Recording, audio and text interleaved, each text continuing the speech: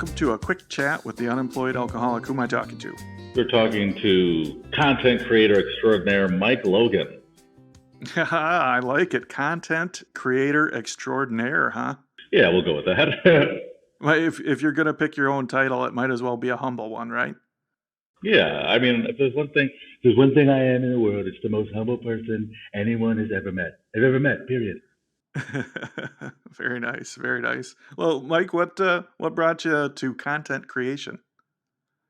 Well, I guess I kind of stumbled onto it through comedy. I started off as a comedian after I spent a whole life of bartending and decided I didn't want to do that anymore. And then the comedy kind of snowballed into other things like acting and voiceover work and video production. I mean, really it stemmed from like me making all of these things for myself, like making all these videos for myself for like my comedy shows and doing all this voiceover work for my videos. And then people seeing those things and being like, I want that. And then it kind of snowballed into me doing videos for other people. And now it's just, I'm a content creator.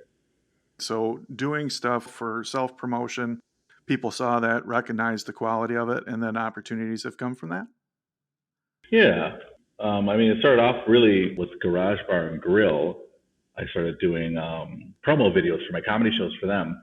And then the owner of Garage Bar liked those videos so much that he asked me to start doing videos for the actual bar. And then those videos got pretty popular. So then all of a sudden, everybody started coming out of the woodworks asking for their own funny little videos. It turned out pretty good. Great. And what do you attribute that success to? I think part of it has to do with the fact that I have a film degree, like a background in film. I've also always been really good at storytelling. So I think all of that kind of lends itself to be able to produce funny videos and things that are really engaging for people. So storytelling is important to you, huh? I think it is, yeah. I think a thing that a lot of people lack in the videos that they make is a story, even how short the video may be. If it's a 4-minute video or if it's a 30-minute video, I feel like there should be some sort of story there so that person stays interested. If you just have a video where it's just you with a bunch of random, shots of stuff, the random shots may be funny, but if there's nothing to hold them together, what's the point of people watching it? And everyone's attention span is so short nowadays that you got to grab them within the first 8 seconds or else you lost them forever. You got 8 seconds, huh? The average attention span of a human being in America nowadays is 8 seconds. I think it may be down to 7.5 when it comes to like younger people, but that's when you got to get them. And if you don't, you're screwed. Gotcha. So you said you got a film degree? Where'd you get that from? No, I got that from the old Michigan State University. What brought you to Michigan State? Their basketball program. They have a really good basketball program, and I really wanted to just go there because of how good the school was for sports.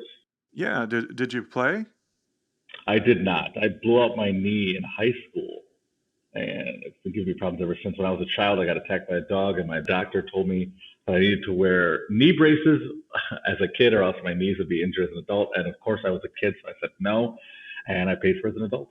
You paid for that decision as an adult, huh? Yeah. It's unfortunate, but I mean, I'm happy with the way my life has turned out so far. Good. It sounds like you still very much enjoy sports, even if you didn't have the opportunity to play in college. Oh yeah, I still play all the time. It's how I get my main source of exercise. Really, is I still play basketball whenever I can, football, softball, anything like that. I'm always down as long as my knees. How old are you now? I am 34. 34. So are you playing with your peer group, or are you out teaching the kids a lesson, or what's up with that? For the most part, it's a lot of younger people, and I'm most of the times I'm the biggest guy on the court, which really helps because I don't know what it is about young people, but they are all small. Like I don't know what's happening or what's in the food nowadays, but it just seems like every time I go play basketball, I'm always like the tallest, biggest guy there, and like I'm usually the oldest guy there as well, which is not normal. I feel like. So do you enjoy that feeling of kind of being maybe even like the mentor or the wise person there? It's fun until it isn't fun, if that makes any sense. Because like I can play for a couple of hours and still be totally fine, but then it's like I start to realize that kids play differently than I did because I'm just a power guy. Like I'll bash you in the post and post up on you, and I'll stretch out to the 3-point line and shoot some threes. But kids nowadays, they just want to run and shoot threes, and that's it. And then I get to a point where I'm just like, all right, well, I don't feel like playing anymore because nobody plays team basketball. And then my old man shows. Your old man shows, huh? Yeah. Or when there's about to be a fight, I'm always the guy who's like, all right, now we just have to play basketball. I'm going to chill out. Yeah, so you're kind of the peacemaker? Yeah, I mean, I usually am in real life anyway, but especially in the basketball court, because basketball games can get really heated for people, especially with those young kids. So then it always takes me to be like, all right, everybody calm down. We all came out here to have fun, not to fight each other. You said you do that quite often. Have you played that role at other times in your life too, the peacemaker? Yeah. I mean, I've had to play peacemaker a couple of times. I just recently became a peaceful person though. So like there was a lot of times when I wasn't a peacemaker.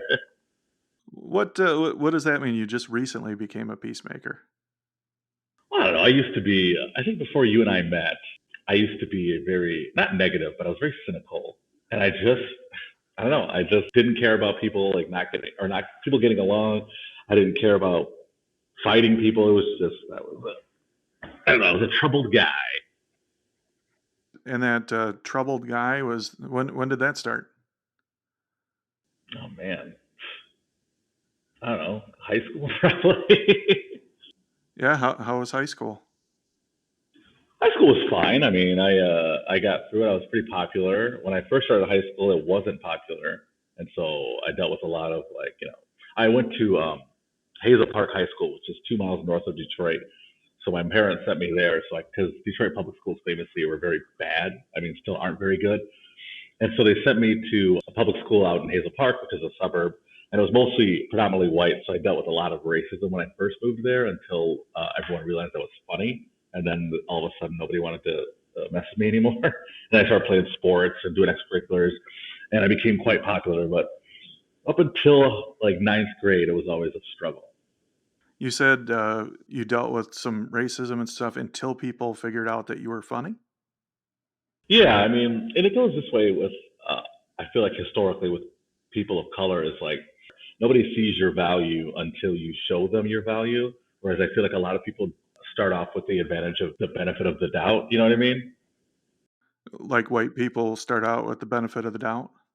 Yeah, I mean, like you kind of, I feel like when white people meet other white people, they just accept them until they give them a reason not to.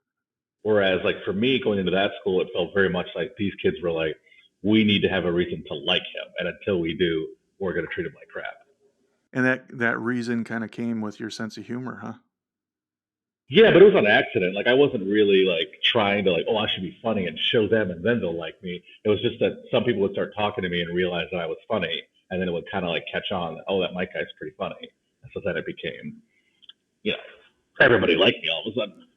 Well, yeah, that sounds like it was a difficult time until you figured out kind of how to cope, huh? Yeah. Although I wouldn't say, I would say hindsight is more like at the time, I just kind of went with it. Like it didn't really, I didn't like, get too super upset about it because, I mean, I wouldn't be able to get out of bed if I worried about it too much. So I just kind of accepted it as what it was. And then when I got older, I was like, hey, wait a minute. Yeah, and do you feel like you still run into that now? Oh, yeah. I mean, all the time. It's different, though. Racism has evolved so delicately into 2020 to where people can be so subtly racist that nobody else can pick up on it. That's almost poetic. Uh, Racism has developed. How did you say that? It's developed ever so slightly that it's not noticeable. Wow. I mean, it's like things like I did another podcast yesterday where we had to watch the movie The Golden Child, starring Eddie Murphy. And there's a scene at the beginning of the movie where Eddie Murphy, who plays this like guy who finds lost children, like that's his job, and he goes on this talk show to like try and find this girl, and all he wants to do is talk about this missing girl, and all the talk show host wants to do is talk about how brave he is for having essentially a black guy on his show. And every time Eddie Murphy goes to talk about like, well, this girl's been missing, she's 4 or 5, and he'd be like, it's very brave of you to come on here and to just share this message and to just be with us. I like to pride my show on being diverse and listen to all kinds of voices. So what's this girl's name? And then Eddie would be like, well, her name is, and then the second he start talking, like I would interrupt him again and be like, it's great that you're doing this kind of thing. And like that's the kind of racism that exists in 2020. It's like you want to like show that you're like cool with black people or like you're cool with people of color, and so you invite them on your program or you invite them over to your house, but then you don't actually care about what they're saying. It's just you just want to look like you have a black friend or you're woke or something. And so I think that racism has morphed into that now, or subtle things like people saying things to me like, "Oh, you're so well spoken," things that they would only say to a person of color and never to a white person. You know? Two quick things there. One, I'm not the guy in the show, right? No, you're not the guy of the show. All right. I just wanted to make sure you weren't subtly sliding something in there that I was missing. But I do want to say that I saw you respond to that exact situation one time at an open mic. There was a guy that was sitting there, and he did, like, in the middle of you up there doing comedy, he said, "Wow, you're really well spoken." And I watched you respond with tact, but with obvious disappointment, at least, that somebody would say that. And you pointed it out. You said, "If I was white, would you have said that?" And he didn't have a response. So I've seen you deal with that exact situation. And I have to say, I think you dealt with it with tact. There was obvious anger below it. And I'm sorry to even have witnessed that. Yeah, I mean, it came. So when I talk about how I used to be like angry guy, like let's say 5 years ago, Mike Logan, 5 years ago, comedian Mike Logan would have just like trashed that guy and like tore him apart. Everyone would have cracked up. He would have left, and like it would have been a great story to tell moving forward. But I'm not that guy anymore. So now I feel like if the guy, because the guy obviously has no malice behind what he's saying. Like he obviously is trying to compliment me. And so I'm like, okay, well, the guy enjoys my comedy. He seems like a very nice guy. I'm going to take this opportunity to help educate him as opposed to, chastise him and make him feel like an idiot or humiliate him. And after the show, he came to me and he's like, "Hey man, I'm really sorry. Like I didn't know that. I'm glad you told me that." I'm like, "Yeah, dude, no problem. It happens." Like I think a lot of people of color misconstrue ignorance for racism. Mm. And ignorance doesn't necessarily have to be a negative thing. It can just be a thing where if you're not around black people, you don't know any better. And if you grew up in an environment where you don't speak to black people, then you don't know any better. And to blatantly call those people racist, I think is very blind to humanity. And what we need to do is understand they're not racist. They just don't know better. And so it's our position, it's at least in that situation, to just take the time to educate him and be patient instead of, lash out.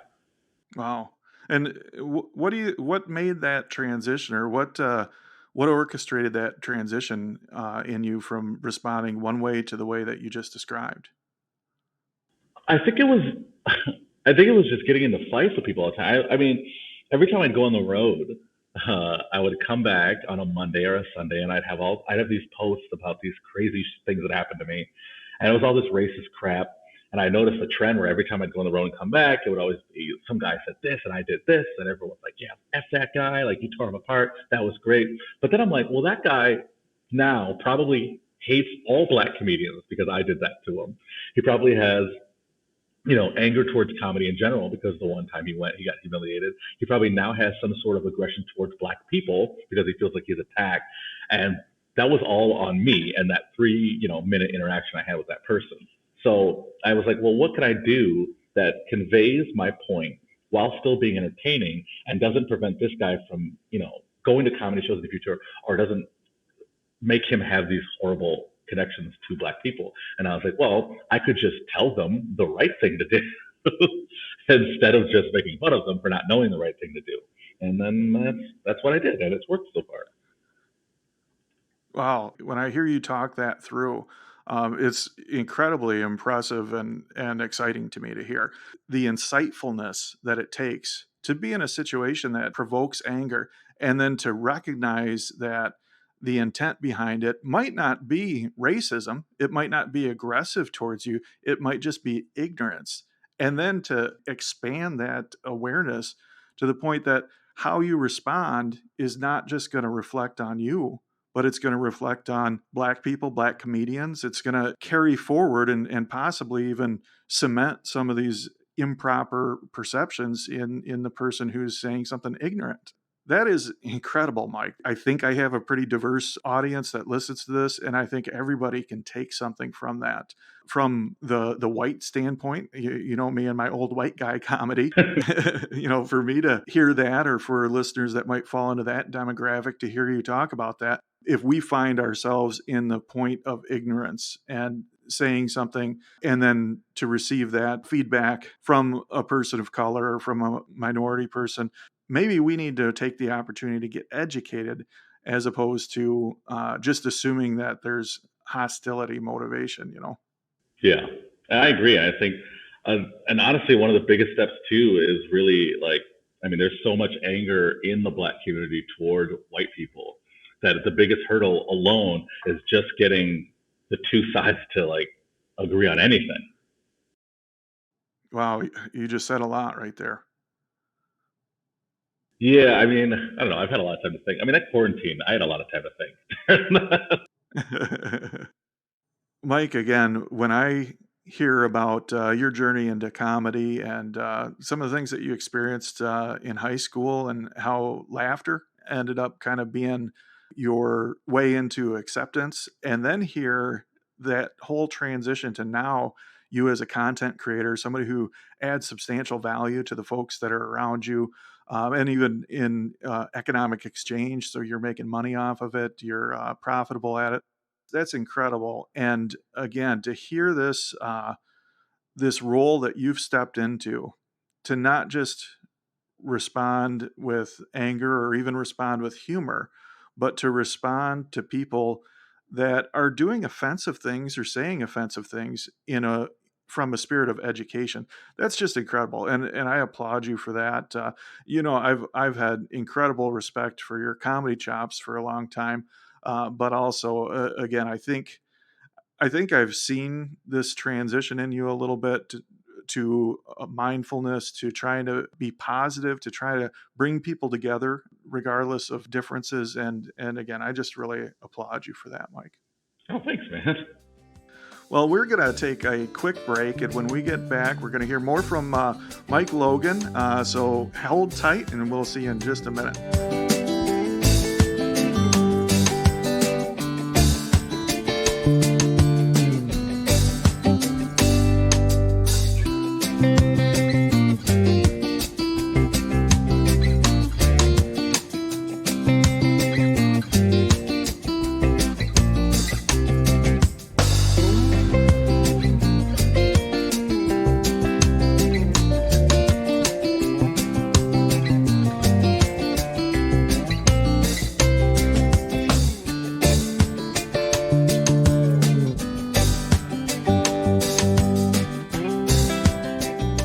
Welcome back to a quick chat with the Unemployed Alcoholic. I'm here with Mike Logan. Mike, thanks for sharing some really deep and insightful stuff there in the first portion.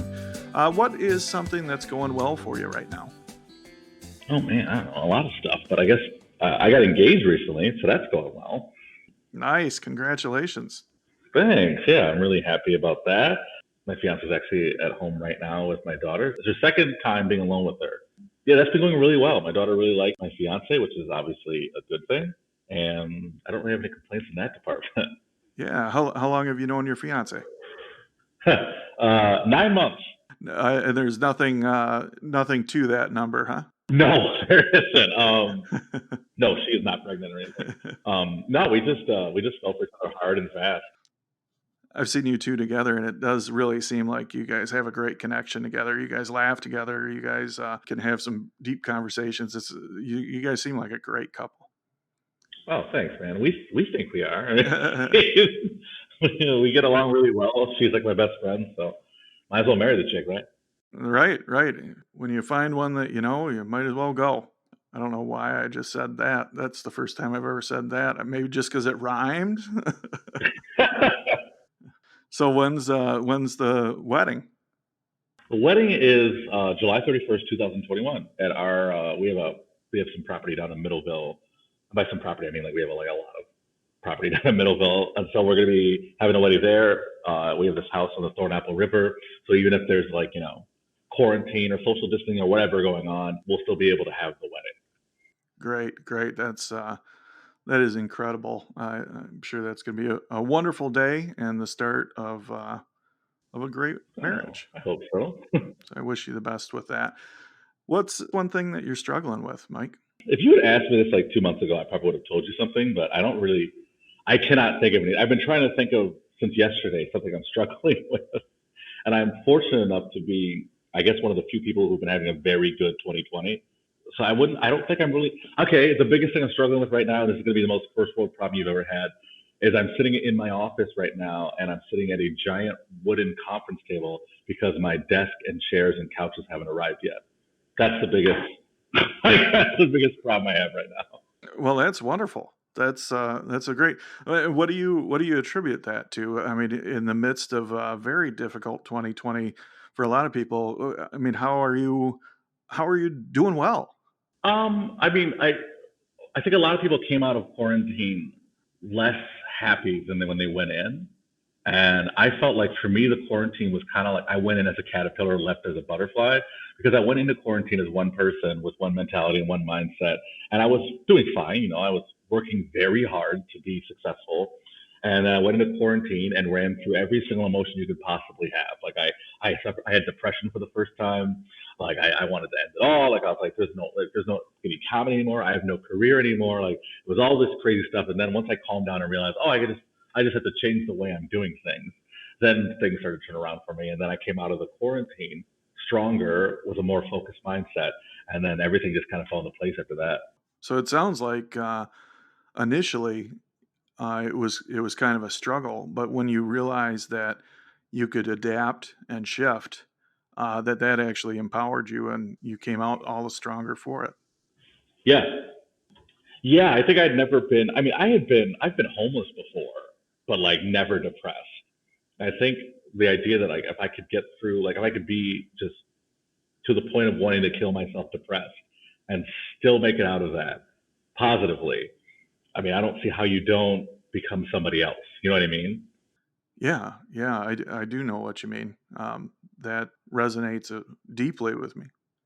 But yeah, I was gonna say up until that point, I'd never had to deal with being sad or being upset or not having confidence or anything like that. And so it was a very new experience for me to have to go through that for the first time. And then once I got through it, I was like, well, okay, well, I made it through that. I don't think there was really anything I can't do. Yeah, that resonates with me, Mike, because I too have battled with depression, and it has been combined with cutting alcohol out of my life. You know, coming up on 4 years ago now, I stopped drinking, and it was a problem. And then it took about a year to realize that I had been dealing with depression all the way along. I just was medicating with alcohol, and also I was kind of blaming some of those symptoms on alcohol. But being able to experience that, recognize that, and then move through it, I too, like yourself, feel like I came out the other side stronger for it. Yeah, it's a good feeling. Like you seem like, I mean, I've only known you since you've been on the other side of that, and you've always seemed like a very positive, very nice, very kind person. And it's funny when you tell stories about like the way you were before. I just don't see that in you because of like who you are now. Well, thanks. That's a big compliment, and I would say the exact same thing to you, Mike. I mean, as you talk about the guy that's going to respond angrily and fight, you know, I can't see that in you. I mean, not that you don't look like you could hold your own, but I mean, you strike me as a natural peacemaker. You strike me as a naturally positive person. I see you communicate online, and you're contributing to a more positive environment, a better world. You know, that's what I see when I see you. I can't picture the flip side of that. Oh, thanks, man. I mean, I'm kind of proud of that. Yeah, it is. I think we all want to positively contribute. There's a phrase in recovery that says hurt people hurt people. And when we've got some wounds that have not been addressed, have not been dealt with, that's when we can end up lashing out at people. And that can take passive or much more active forms. But any way around it, it's almost always when somebody is hurting other people, there's some deep down hurts happening there. So, Yeah, I don't think I ever even had any empathy for that until I went through it. yeah, empathy. Also, I quit drinking 3 weeks ago. I don't know if I mentioned that. Boy, kind of burying the lead. Did you realize you're talking to the unemployed alcoholic? Recovery is kind of a big thing for me. You quit drinking 3 weeks ago? Yeah, yeah, I literally forgot about it. I did, Hey, yeah. I mean, I quit drinking 3 weeks ago. I had one drink since then, but and that was about 2 weeks ago. But I had that one drink. I had a sip of a glass of bourbon, and I didn't even finish the glass of bourbon, and I haven't had a drink since then. Wow, wow. Yeah, that's incredible. Do you mind me asking, Mike, what drove you to the decision of stopping to drink? Well, there was three things, and they all kind of compiled onto each other until it finally was too much.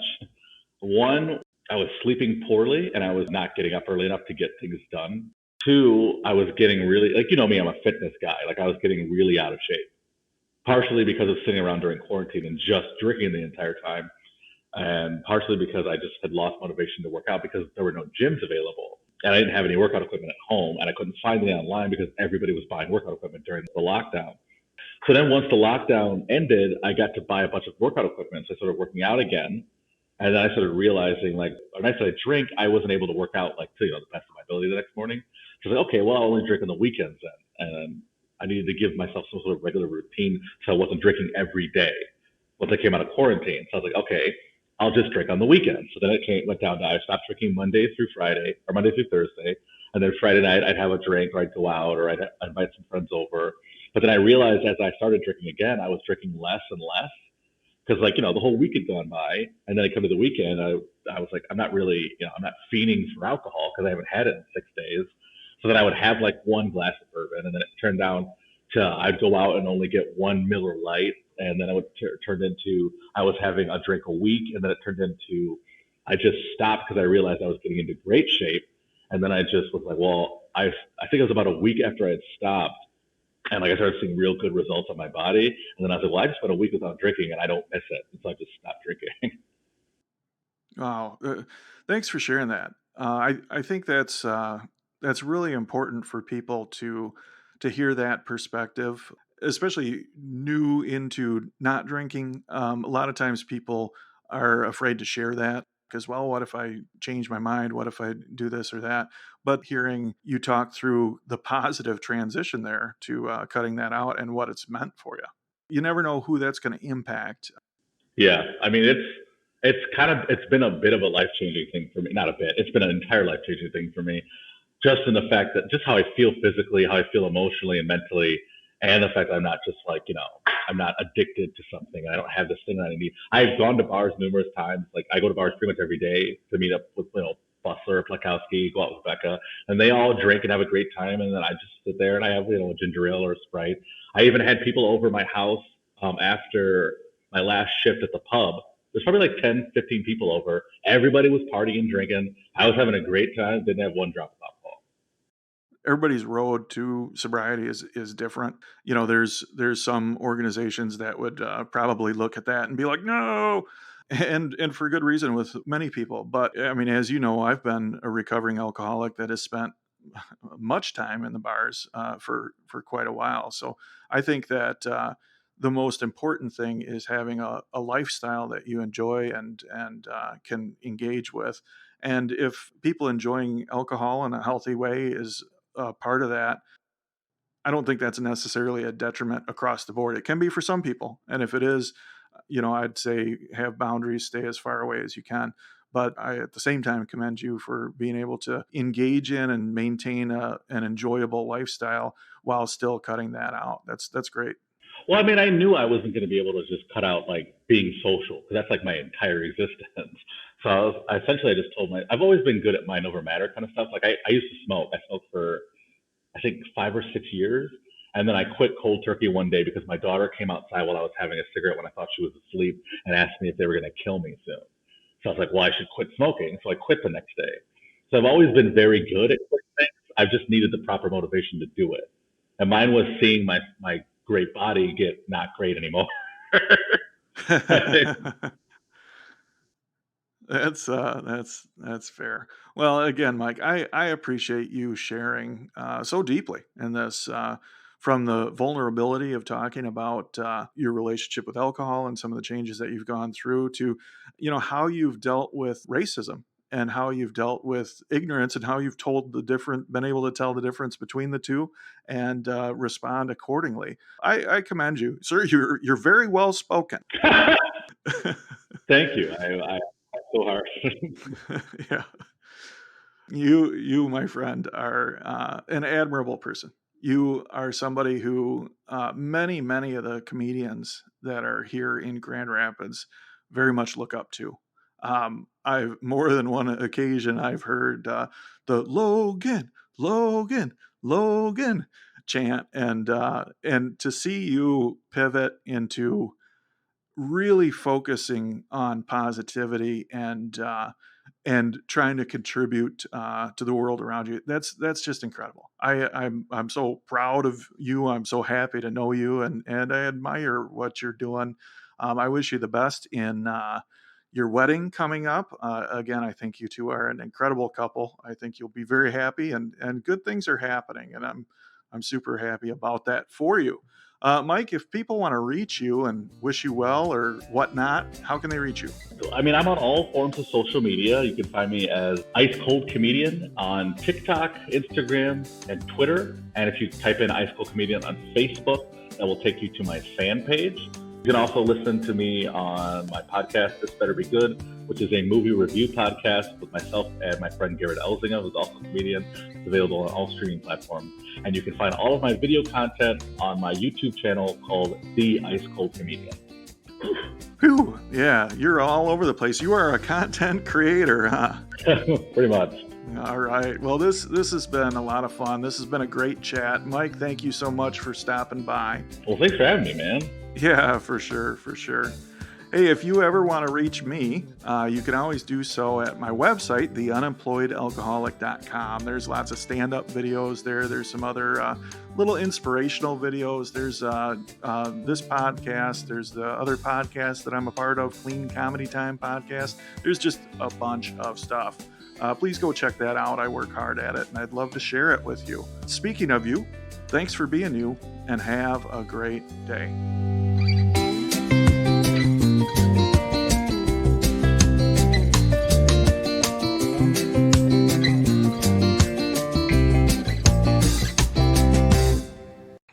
Hmm.